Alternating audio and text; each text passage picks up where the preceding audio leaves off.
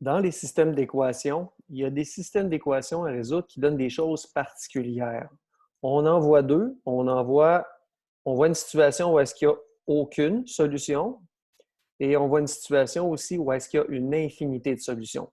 Dans les méthodes qu'on a présentées dans des capsules précédentes avec la capsule sur la comparaison, substitution, réduction, on voyait souvent qu'on était capable de trouver un seul point et puis ce point-là nous donnait une seule solution.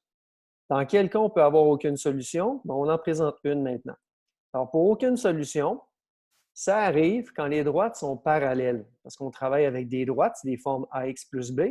Alors, quand elles sont parallèles, elles ne se toucheront jamais. Si elles ne se touchent pas, il ne peut pas avoir de point d'intersection où ils ont les deux le même Y et le X. Donc, pour avoir des droites parallèles, c'est bien important, il faut absolument que les taux de variation soient identiques. Donc, taux de variation identique, ce qui donne ça dans une équation, c'est les A ici. Voilà. Donc, lorsqu'ils sont identiques, lorsque le taux de variation est identique, ça veut dire que les droites, ils montent à la même vitesse ou ils descendent à la même vitesse. Alors, ils ne peuvent pas se toucher. Par contre, les droites doivent avoir des ordonnées à l'origine différents. Donc, les ordonnées à l'origine, ici, ils sont là. Donc, c'est le paramètre B ici. Donc, le paramètre B est un endroit. Dans la deuxième équation, il est ailleurs. Donc, ils ne partent pas au même endroit sur l'axe des Y. Donc, ça fait que s'ils ne partent pas au même endroit, donc en partant, ils ne se touchent pas, et puis qu'après ça, ils progressent ou ils régressent avec la même vitesse ou la même pente, ils ne peuvent pas jamais se toucher. Concrètement, ça donne quoi comme équation? Ça donne quelque chose comme ça. Donc, si on a Y1 qui est à 2x plus 3 et Y2 qui est à 2x plus 5, on voit que le taux de variation est identique et on voit aussi que l'ordonnée à l'origine est différent. Donc, la droite 1 débute à 3, la droite 2 débute à 5, mais elles montent à la même vitesse. Donc, ils ne pourront jamais se toucher. Dans un graphique, qu'est-ce que ça donne? Ça donne des droites complètement parallèles. Alors, si on essaie, on ne voit pas ça du tout, on ne s'en aperçoit pas, on essaie de résoudre ça avec, par exemple, une belle méthode de comparaison parce qu'ici, les deux Y sont isolés. Donc, c'est facile avec la méthode de comparaison. Donc, je mets les deux Y égales parce que je ne vois pas ce qui se passe, je ne vois pas le graphique. Je mets ça égal. Donc, le premier Y, 2x plus 3, le deuxième Y, 2x plus 5. Je place mes X ensemble, on place les constantes ensemble. Et là, je m'aperçois que j'ai 2x moins 2x, 0x. Et puis 5 moins 3, 2. Là, j'arrive qu'on a 0 serait égal à 2. Ça, c'est quelque chose qui n'a pas de sens, c'est quelque chose de faux. Puis quand on arrive à quelque chose qui n'a pas de sens comme ça, à ce moment-là, ça veut dire qu'il n'y a pas de solution. C'est comme ça qu'on s'aperçoit qu'ici, dans ce cas-là, il n'y a aucune solution. Dans un graphique, ce que ça donne, si on dessine la droite numéro 1, elle débute à 3 et à toutes les fois qu'on avance de 1 sur l'axe des Y, des X, pardon, le prochain point est 2 unités plus haut. Donc, on avance de 1 et le prochain point est 2 unités plus haut parce que le taux de variation, c'est 2. Alors, on a cette droite-là, même principe pour la droite 2, mais qui débute à 5. Et là, on s'aperçoit que même visuellement, les deux droites ici, elles sont parallèles et surtout, elles débutent à des endroits différents. Donc, elles débutent à des ordonnées à l'origine qui sont différentes. Voilà pour une situation où est-ce qu'il peut ne pas avoir de solution. Deuxième possibilité, c'est qu'il y ait une infinité de solutions. Bon, l'infinité de solutions, ça arrive quand?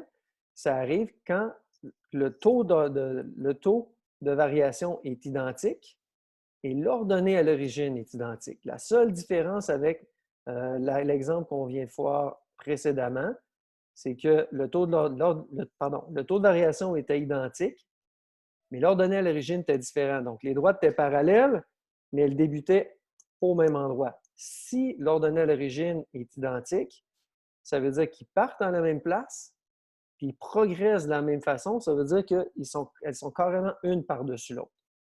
Dans une situation, tu vas dire, oui, mais c'est trop facile, on va voir clairement que c'est deux fois la même équation. Ça peut se camoufler un petit peu à travers un problème comme ça. Donc, ici, on a y égale 2x plus 4, puis ici, on a ça. Donc, si dans un examen, je n'ai pas de graphique, on me dit résous ça, bien, ce que je vais faire, puis que je ne vois pas le graphique, je vais faire comme d'habitude. Je vais voir petit 1, petit 2. Puis là, bien, je vais aller, par exemple, isoler Y si je veux faire une méthode de comparaison dans la 2. Ou je vais faire une méthode de substitution. Je vais remplacer la valeur du Y ici dans cette équation-là. Et dans les deux cas, on va arriver au même constat. Donc, si j'isole le Y dans la deuxième équation, donc je vais envoyer le 4 et le 2x de l'autre côté. J'obtiens ça, donc moins 2x, moins 4, on brise les relations. Et là, le moins ici, il faut s'en débarrasser aussi, c'est moins 1 fois y. Donc, on va diviser par moins 1 ici. On va diviser le premier terme par moins 1, diviser le deuxième terme par moins 1, et on obtient ça. Là, ce que je m'aperçois, c'est que le résultat que j'obtiens ici est dans l'équation 2, qui a été transformée, est identique à l'équation 1. Ça veut dire que les droites, elles sont pareilles. Donc, ce que ça signifie, c'est qu'elles sont une par-dessus l'autre. Donc, si je ne vois pas ça encore et que j'essaie de prendre, bon, bien, je vais faire mon équation 1, mon équation 2 que j'ai essayé d'isoler Y parce que j'aime bien la méthode de comparaison. Je fais Y égale Y. Je mets les X ensemble, je place les constantes de l'autre côté. Et là, j'obtiens quelque chose qui est toujours vrai. 0 égale 0. Je ne suis pas capable d'isoler le X ou le Y. Les deux disparaissent. Et puis, j'obtiens 0 égale 0. Donc, 0 égale 0, ça, c'est quelque chose qui est toujours vrai, contrairement à ce qu'on a vu précédemment. Donc, si je recule un petit peu, on a vu qu'on avait 0 égale pas à 2. Ça, c'est toujours faux. Donc, ça implique qu'il n'y a aucune solution. Mais quand on arrive à quelque chose comme ça, qui est toujours vrai, à ce moment-là, ça implique qu'il y a une infinité de solutions.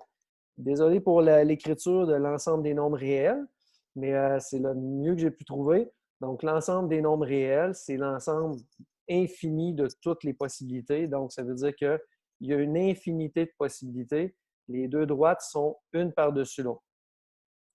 Pour se le prouver, on sait que l'équation 2 donne ça une fois qu'on isole Y. Donc, si je trace l'équation 1 et puis je trace l'équation 2, on voit qu'elle embarque par-dessus l'équation 1 et que là, il y a une infinité de solutions.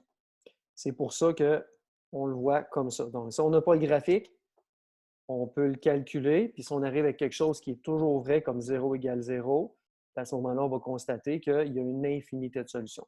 Alors, c'était ça les deux cas où il y a des systèmes d'équations qui sont plutôt particuliers, quand il y a une infinité de solutions et quand il n'y a aucune solution.